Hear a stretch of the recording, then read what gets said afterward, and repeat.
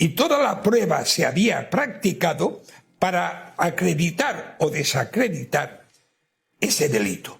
Por lo tanto, la sentencia tenía que haber empezado por debemos de absolver y absolvemos al fiscal general del Estado, fulano de tal, del delito de revelación de secretos. Y si su voluntad era condenarle por revelación de datos reservados, decir a continuación, y le condenamos por el delito de revelación de datos reservados que no deban ser divulgados. Pero es que el pronunciamiento absolutorio se lo han pasado por alto, porque el objeto del litigio no era otro más que la revelación de secretos. ¿Qué quiere usted que le diga? Ya. Que esto me parece un disparate descomunal. Don José. Otra cosa no le puedo decir. Señor Castro, buenas noches. Buenas noches, señor Yélamo. Es un tema muy serio, extremadamente serio, me refiero a la condena al fiscal general del Estado, pero obviamente después de la conversación que tuvimos usted y yo la semana pasada en la que llegamos a apostar por si precisamente era condenado o no, le tengo que decir que yo, que apostaba por una condena, gané la apuesta. Bueno, yo no sé si la apuesta era una apuesta sentida, es decir, que usted apostaba porque realmente deseaba que el resultado fuera ese, o porque entre las diversas opciones eligió la que creía que era más probable. De cualquier manera, podemos seguir manteniendo, incrementando la apuesta para ulteriores trámites. Yo sigo manteniendo que el resultado final, ojo, que no es nada previsible tampoco, pero y que además va a recurrir a instancias muy alejadas, creo que al final la verdad se impondrá. Y podemos aumentar la apuesta a una mariscada a tutiplén, si le parece bien. Me parece perfecto, pero claro, por entenderlo, y además creo que está muy bien que sigamos ese camino que usted me traza y la gente creo que lo va a agradecer. Cuando dice en un futuro, ¿a qué se refiere? Porque, claro, es el Supremo, no hay más instancias en principio, ¿o sí? Bueno, no hay instancias ordinarias, no hay apelación, no hay casación, pero hay recurso de amparo ante el Tribunal Constitucional y un recurso ante el Tribunal de los Derechos Humanos de Luxemburgo. El resultado hay que reconocer que no es previsible, aunque yo lo prevea porque realmente lo deseo en aras de la justicia, pero está en el aire, por supuesto, y ya veremos qué ocurre. Quiero preguntarle, y esto es una pregunta eminentemente jurídica, parece más o menos claro, y en esto ha habido bastante consenso, en que por el asunto de la filtración de los correos no hay una prueba contundente. Accedieron más de 600 personas, no hay un testimonio que haya visto de manera directa que él fue el filtrador, con lo cual no tenemos sentencia todavía, podría estar condenado, haber sido condenado por la nota de prensa. Pero claro, en diciembre del 24, el Supremo, cuando admite esta causa, dice que aparentemente no hay delito en este asunto. Claro, el aparentemente es verdad que no lo cierra de manera definitiva. ¿Usted qué sensación tiene? No tenemos sentencia, pero ¿por dónde cree que han ido los tiros? ¿Por ahí? ¿Por la nota de prensa?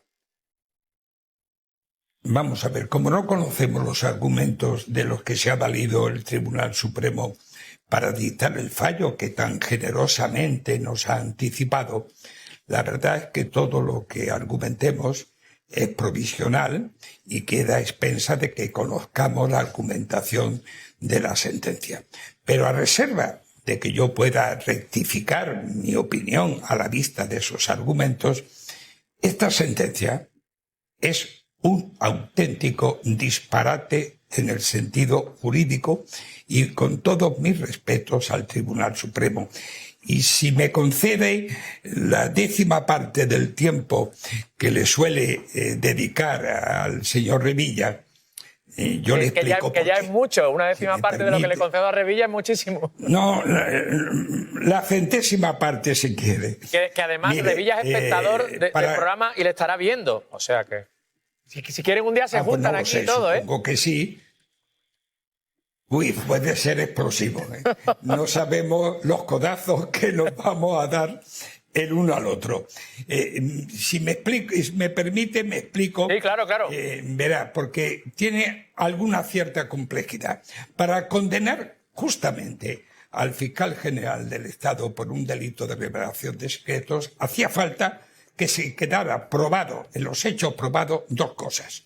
Una, que la filtración procedía del fiscal general del Estado, y otra, que al tiempo de la filtración, el objeto de la filtración conservara la condición de secreto.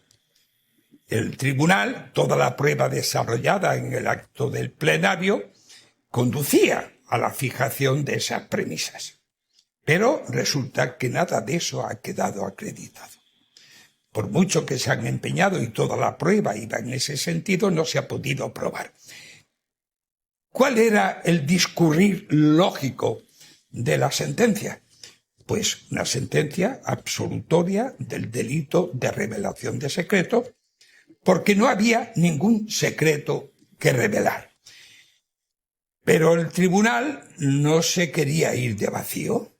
No había hecho un juicio tan aparatoso, con tantas sesiones, para irse de vacío.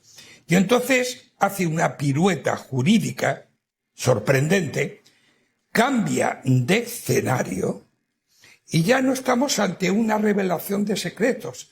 Ahora se basa en algo que no hacía falta probar, porque ya lo había reconocido, y no había ninguna duda de que lo había reconocido el fiscal general del Estado, que era haber sido el autor de la nota de prensa.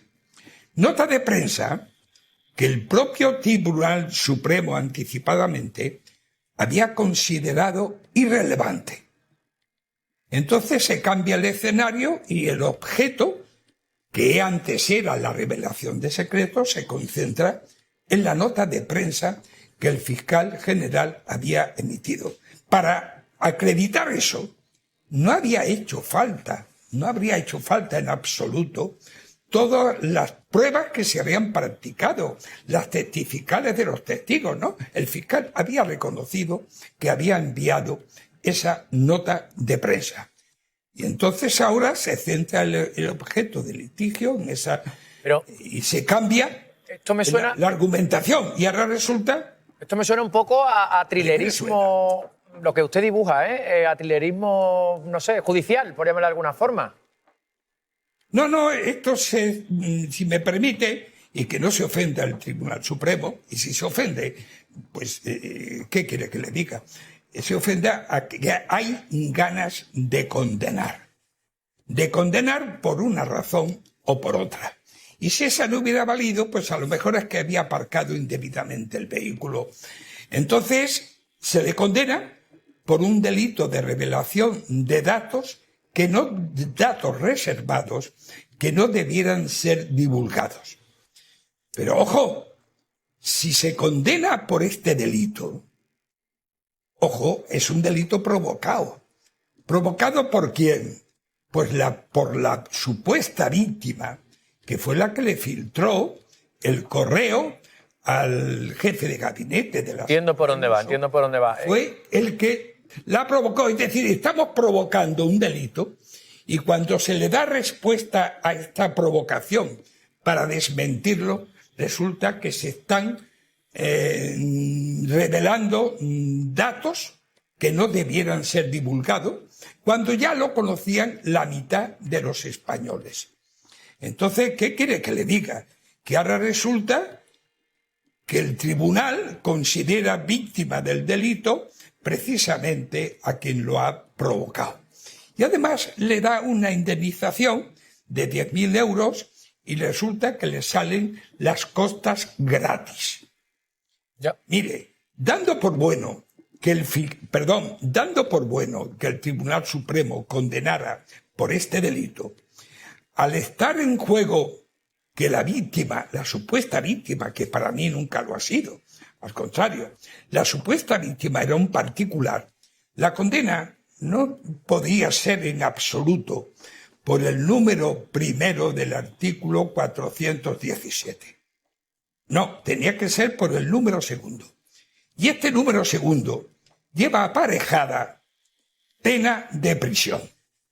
que afortunadamente yo me alegro de que no se haya impuesto, pero tendrá que explicar el tribunal en sus argumentaciones. Entiendo. ¿Por qué no se ha impuesto esta pena? Porque el Tribunal Supremo no es libre de imponer o no imponer la pena que le venga por gana. No la que dice el Código Penal, claro. Ajustarse a la... exactamente.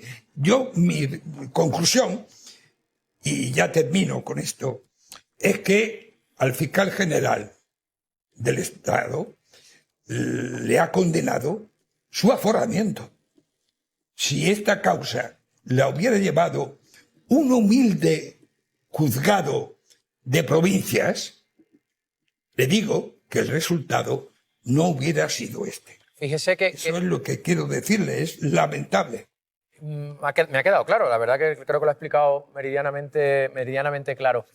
Y en esa línea, fíjese, sin ser tan nítido, pero apuntaba por ahí, se expresó el ministro Óscar López en una entrevista hace unas horas. Vamos a escuchar algo que dijo y lo comentamos.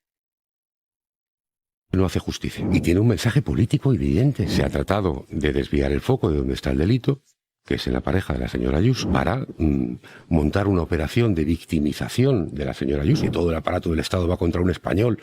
Los demás somos franceses, él es español. A mí este fallo me parece que lanza un mensaje demoledor. Y es, no te atrevas a tocar a Ayuso, no te atrevas. Como te atrevas, vas para adelante, como dice Miguel Ángel Rodríguez. ¿Qué opina de esto? Un Ayuso que, por cierto, a las pocas horas de conocer la condena, se pronunció una vez más calificando el gobierno de Pedro Sánchez de dictadura. Una dictadura rara, ¿no? Porque condenan al fiscal general del Estado en una dictadura supuestamente dirigida por Pedro Sánchez. Pero bueno, ¿qué le parece eso que dice Óscar López? Hombre, sucumbir a hacer un análisis político de esta sentencia es fácil. Y créame que yo también he sucumbido a ese análisis. Por lo tanto, puedo asumir esas conclusiones. Pero teniendo en cuenta mi condición de jurista, creo que debo de centrarme en un análisis jurídico de lo que sabemos de la sentencia, de lo poco que sabemos de la sentencia.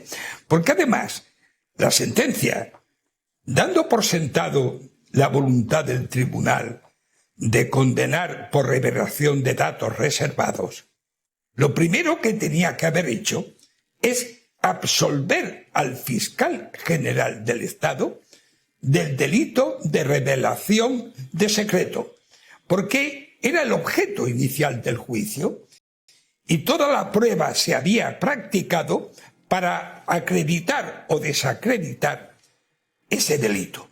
Por lo tanto, la sentencia tenía que haber empezado por debemos de absolver y absolvemos al fiscal general del Estado, fulano de tal, del delito de revelación de secretos. Y si su voluntad era condenarle por revelación de datos reservados, decir a continuación y le condenamos por el delito de revelación de datos reservados que no deban ser divulgados. Pero es que el pronunciamiento absolutorio se lo han pasado por alto, porque el objeto del litigio no era otro más que la revelación de secretos. ¿Qué quiere usted que le diga? Ya. Que esto me parece un disparate descomunal. Don José. Otra cosa no le puedo decir.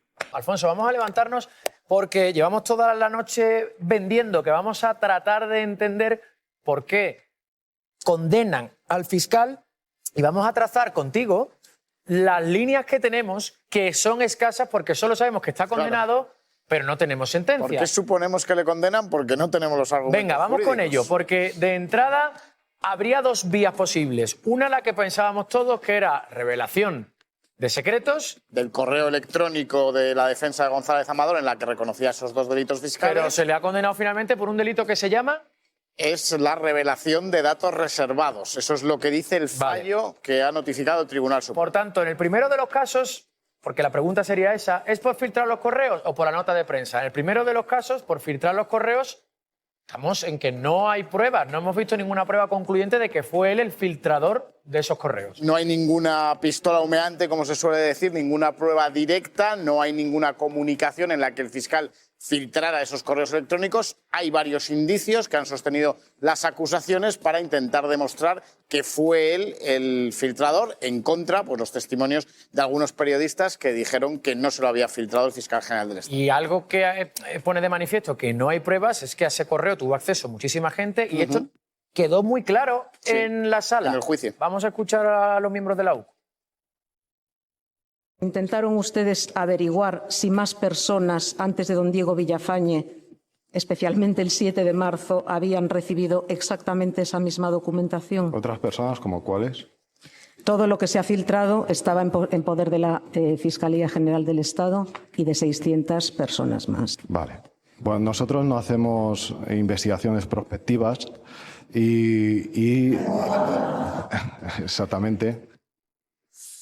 Vaya tela. Exactamente. A ver, entonces, podría más o menos intuirse que no es por filtrar los correos porque no hay nada concluyente y sólido en esa línea. Pero vamos a lo que todo el mundo apunta que podría ser el motivo por el que le han condenado. Esa nota de prensa, una nota de prensa que publica el día 14 de marzo, por la mañana, para aclarar esa información falsa que había distribuido Miguel Ángel Rodríguez. Y hemos destacado dentro de esa nota de prensa que dicta el fiscal, lo ha reconocido él, esta textualidad. ¿Por qué, Alfonso? Bueno, porque es un extracto de ese correo electrónico, con lo cual sería un dato reservado al que habría accedido el fiscal general del Estado en razón de su cargo. Ese correo electrónico en el que el abogado de González Amador, Carlos Neira, reconocía que ciertamente se habían cometido 2 delitos contra la hacienda pública por el impuesto de sociedades 2020-2021. Es decir, este sería el dato reservado que se difundió en esa nota de prensa. Dato reservado que además él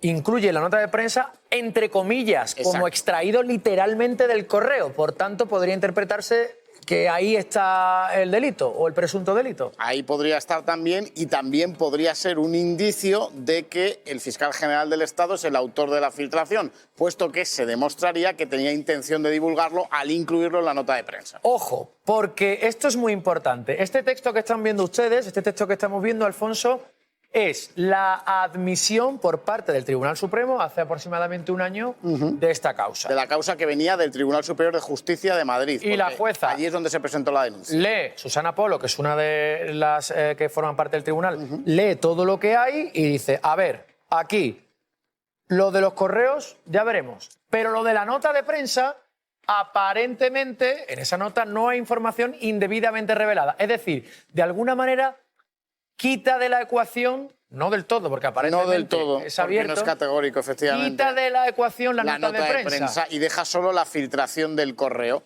¿Qué pasa? Que luego durante la instrucción el juez instructor Ángel Hurtado sí vuelve a incluir la nota de prensa basándose en el aparentemente en el auto de procesamiento y en el auto de juicio oral. Y de hecho las acusaciones también acusan por la nota de prensa, con lo cual podría ser que esa condena se deba también por la nota de prensa. Y esto es lo que podría haber despistado al personal, que es, oye, me sientan por revelación de secretos por los correos y al final me condenan por otra cosa que por es revelación de datos reservados. Nota de la que yo esperaba que no me mareara. Saldremos de dudas cuando tengamos la sentencia entera y la podamos leer.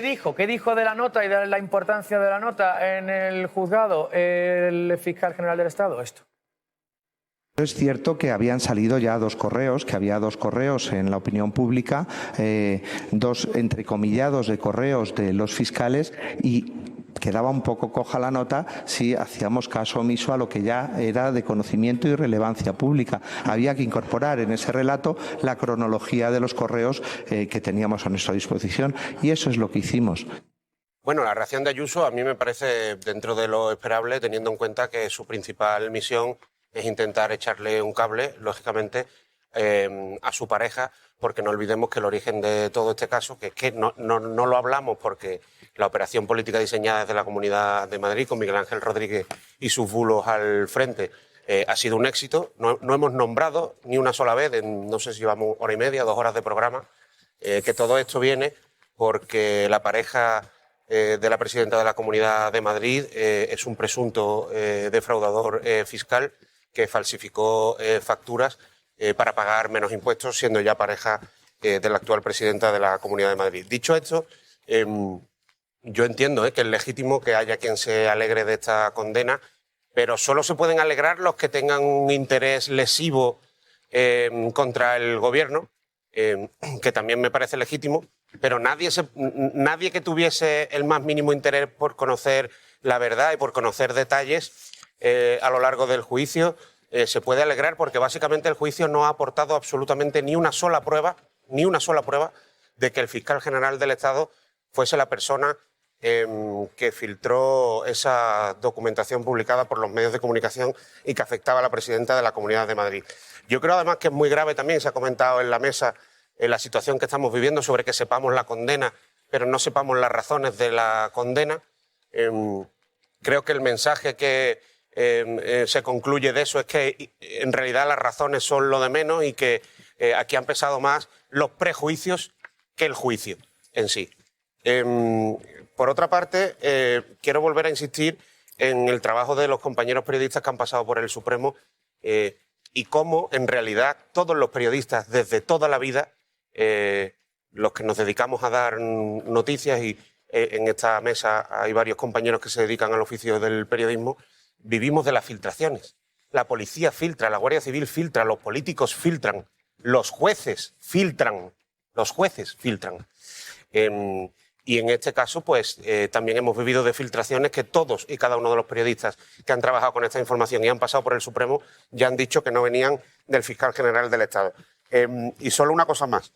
5-2. Yo creo que también es un poco obsceno el 5-2. Por grande que pueda ser el perjuicio que se ha ocasionado, el perjuicio político que se ocasione a la izquierda o al presidente del gobierno o al gobierno en su conjunto con esta sentencia, es minúsculo en comparación, creo, en mi humilde opinión, con el daño que la justicia se autoinflige a sí misma.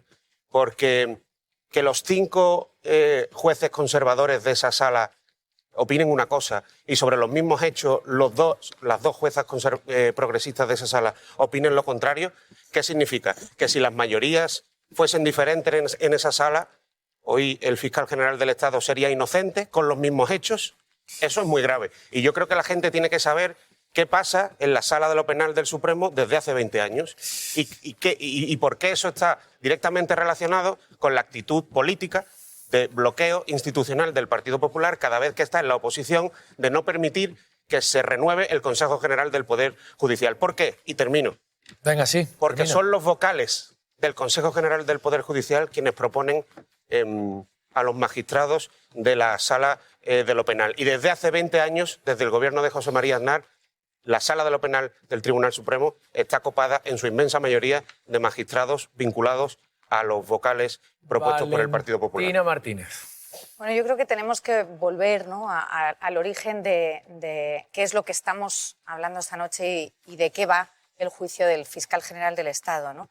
Porque esta no es una sentencia que absuelva ni a González Amador ni dé la razón a la presidenta de la Comunidad de Madrid. Aquí de lo que se estaba hablando y lo que se estaba juzgando es si una autoridad pública, en este caso el fiscal general del Estado, había revelado datos y secretos confidenciales de un particular, de un ciudadano, que además debería de custodiar y debería de proteger mucho más un fiscal general del Estado, evidentemente. Y creo que hay una parte que deberíamos de felicitarnos todos, hay una parte que es muy triste, que es ver a todo un fiscal general del Estado que no ha querido, que ahí voy en la parte de lo que decía Carmen Calvo al principio en la entrevista, ¿no?, que echaba de menos pues, un poco de objetividad en las formas. Yo creo que hubiera ayudado mucho que el fiscal general del Estado no hubiese afrontado ese juicio sentado desde donde lo hizo y vestido con una toga, que probablemente lo que tenía que haber hecho era haber dimitido y poder afrontar esa defensa como un ciudadano o como se hubiera exigido de cualquier otro fiscal de la carrera, que dependen todos ellos de él, ¿no? Que cualquier fiscal que esté imputado tendría que dejar su cargo para hacerlo y él decidió no hacerlo. ¿Que tiene qué? Lo dice el reglamento. Claro, pero él decidió no hacerlo porque él es el único, el fiscal general, que puede decidirlo. En este caso, lo que sí que creo es que lo que se prueba es que el fiscal general está muy alejado de representar, en este caso, porque además lo ha hecho por razones políticas, por razones de hacer daño a una rival política, el deber que tiene de independencia y de imparcialidad. Y creo que esto es muy bueno saber que la democracia española goza de esta salud. Por eso es preocupante que cuando el fallo que emite el Tribunal Supremo no es favorable en este caso al Gobierno, porque el Gobierno ha decidido hacer del fiscal general del Estado algo casi patrimonio, ¿no? ¿De quién depende de mí? Pues si depende de mí, claro, parte de lo que se estaba juzgando ahí es una atribución, cuando el fiscal general del Estado defiende a todos los españoles. No tiene lógica que todo un fiscal general que tiene que defender a cualquier español, sea quien sea, y a todos nosotros en cualquiera de los casos, no pase por el mismo rasero. Por eso la igualdad ante la ley. Es decir, creo que estamos exagerando mucho y ojo con las reacciones, porque aquí se ha dicho, y no solamente en esta mesa esta noche, sino que dos de las reacciones ha sido, tenemos que reventar a la derecha. Cuidado con intentar tener unas reacciones que sean, hay que reventar a la derecha como si todo un Tribunal Supremo, dices tú, Monrosi, desde hace 20 años, es decir, todos los fallos que ha tenido el Tribunal Supremo, que es la última de las instancias a las que dependen los ciudadanos españoles. Lo que le estamos diciendo a los ciudadanos que han sido un montón, luego revocados, Valentina, luego revocados. Por la sentencia a la regla. Todo aquel que ha pasado por el Tribunal Supremo desde hace 20 años, estamos diciendo que yo no he dicho eso. Yo he dicho ¿puede que sospechar sobre yo he dicho que en esta sentencia hay 5 jueces conservadores, 2 juezas progresistas y simplemente de los jueces conservadores, por ese ejemplo, desequilibrio, que tú dices, jueces conservadores nombrados pero y el caso propuestos Nos, por ejemplo, por lo vocales juzgaron y lo nombrados a juzgaron dedo a por el favor. Partido Popular en el Consejo General del Poder Judicial, que por eso tampoco hace falta ser un premio Nobel para entender por qué el Partido Popular, cuando está en la oposición, bloquea el Consejo General del Poder Judicial, porque tiene un interés explícito en esto. Desde hace 20 años, desde los gobiernos de José María Aznar, la proporción entre jueces conservadores y jueces progresistas en la sala de lo penal del Supremo, aquí hay compañeros que se dedican a hacer tribunales, es absolutamente... El hecho de que seas conservador o progresista como juez no quiere decir que seas pues en esta militante sentencia de un partido político, por favor, pero vamos a aclarar eso, Esto por un lado. Y por otro lado, lo que intentamos decir con esto es que cuando a alguien no le viene bien la sentencia que le ha dado el Tribunal Supremo, con esto lo que decimos es que puede hacerla valer a su manera. ¿Tú crees que si hubiesen sido 5 jueces progresistas y 2 conservadores, hoy el fiscal general del Estado con los mismos hechos sería inocente? No tengo ni idea, es que eso lo dices tú, es que yo no creo que los jueces del Tribunal Supremo dicten sentencia en función, como sí está claro que ha hecho el fiscal general del Estado, que es actuar por razones políticas. ¿Y cuáles son las pruebas que tú has asistido durante el juicio, Valentina? ¿A qué pruebas? ¿A qué pruebas? Luego, si quieres, hablamos de las pruebas. Que las hay, tienes narices que presupongas una intencionalidad política en el fiscal general del Estado y no la presupongas en los jueces. Permitidme todos. Es que está sentenciada. Para nada. No sabemos todavía, no sabemos lo que dice la sentencia. Calma. De momento está condenado, eso sí es un hecho. Venga, Campos. Acabas de decir que el fiscal ha actuado por razones políticas. Mira, el origen de la causa, y lo sabes, es si se reveló o no un secreto. La propia jurisprudencia del Supremo dice que ningún secreto es revelado si antes ha sido difundido por los medios de comunicación. Eso lo decía un auto en el que además participó Manuel Marchena, junto a Cándido Conde Pumpido. Después de todo esto, aquí nos encontramos con una causa que no debió jamás llegar donde ha llegado. Porque el propio Alberto González Amador es el que airea inicialmente el correo. Y el que airea que está en una negociación por un acuerdo de conformidad. Por lo tanto, el secreto ya fue revelado. Dices que el fiscal yo te puedo contar que tengo cáncer terminal, pero mi médico no tiene... Por favor, no te he interrumpido en ningún momento. Dices que actúa por razones políticas. Además de que es Alberto González Amador el que airea ese correo electrónico, por lo tanto renuncia a ese derecho al secreto porque él lo comunica. Además de todo eso, después Miguel Ángel Rodríguez acusa de un delito al fiscal general del Estado al afirmar que ese acuerdo de negociación, por una negociación por sus fraudes fiscales, se detiene, se para por órdenes de arriba, en referencia a la Fiscalía General del Estado. Por supuesto que el fiscal general del Estado tiene la obligación de salir en defensa de su propia honorabilidad y de la propia Fiscalía. No, tiene la obligación. Mira, tiene la prueba de lo del Supremo. Te he interrumpido en algún momento. Calma. Tanto respeto que pedís a las opiniones, por favor. Campos. Luego Margallo y seguimos avanzando. En ese momento determinado, él renuncia renuncia a ese derecho al secreto, lo hace además con una falsedad diciendo Alberto González Amador que esa negociación ha sido propuesta por la Fiscalía, una negociación, un acuerdo de conformidad que le propone la Fiscalía cuando es justo lo contrario. Es él quien está buscando ese acuerdo de conformidad. Lo que ya ponía, ponía en un brete a la dignidad de sus propios fiscales y debía ser la defensa. Y después está acusándole Miguel Ángel Rodríguez, que es ni más ni menos que el portavoz de la Comunidad de Madrid, está acusándole de un delito de prevaricación al afirmar que esas negociaciones por un acuerdo de conformidad se han detenido por órdenes de arriba. Está absolutamente legitimado para salir en una nota de prensa y desmentir toda esa acusación. ¿Vosotros entendéis que no? Un segundo. El Supremo parece ser que también ha entendido que no. Permitidme que ponga orden. Bajo mi punto de vista, os digo que sí, que está absolutamente legítimo. Venga. Este ciudadano, con su enfermedad de transmisión sexual, le manda a un reality show todos sus informes médicos para ver si puede salir y le cuenten la historia más favorable. Y luego va y dice que se ha y luego va y lo denuncia y dice que, oiga, se han revelado mis datos. Lo lógico es que le dijeran, no, oiga, si usted los ha enviado por todas partes. Porque yo puedo hacer voy a intentar no tener que gritar porque es mejor que nos escuchemos.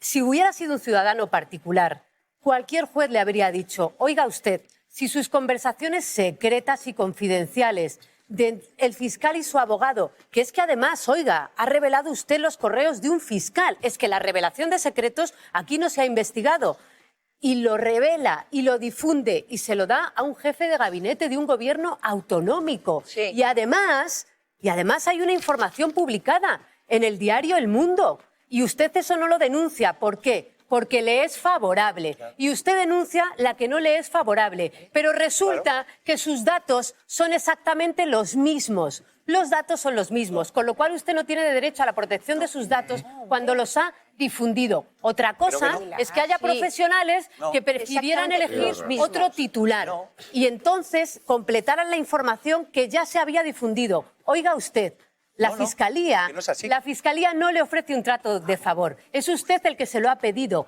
a la Fiscalía. Es usted el que ha revelado los datos. Sigo. El Tribunal Supremo, uno no puede en la sentencia que citaba Miguel Ángel Campos, una sentencia idéntica que afectaba a Pedro Morenés y a una nota de prensa con datos de un militar, dijo el señor Marchena, y dijeron dos magistrados que ahora acusan al fiscal y condenan al fiscal general del Estado, que el derecho a la libertad de prensa y el derecho a la información pesaban sobre los datos que se habían publicado en esa nota de prensa. Yo espero que cuando conozcamos y se dignen, igual la están redactando ahora, escuchándonos a todos los argumentos, cuando se dignen a redactar esta sentencia, porque ni siquiera estaba redactada como habían reconocido el pasado jueves, digan ¿por qué la nota de prensa, si ahí estaba el hecho delictivo, por qué vino después de todo esto entonces registros de 10 horas al fiscal general? ¿Por qué los correos? No, lo que ocurre es que durante toda la vista no han encontrado cómo poder encontrar la vulneración de revelación de secretos y se han tenido que ir al minuto cero donde dijeron que no la había. Y van a tener que justificar, espero, por qué el derecho de prensa en unos casos sí se antepone y en estos casos no solo se ha desprestigiado el testimonio de los compañeros, sino que se ha antepuesto unos datos que ya eran públicos sobre el derecho a la información.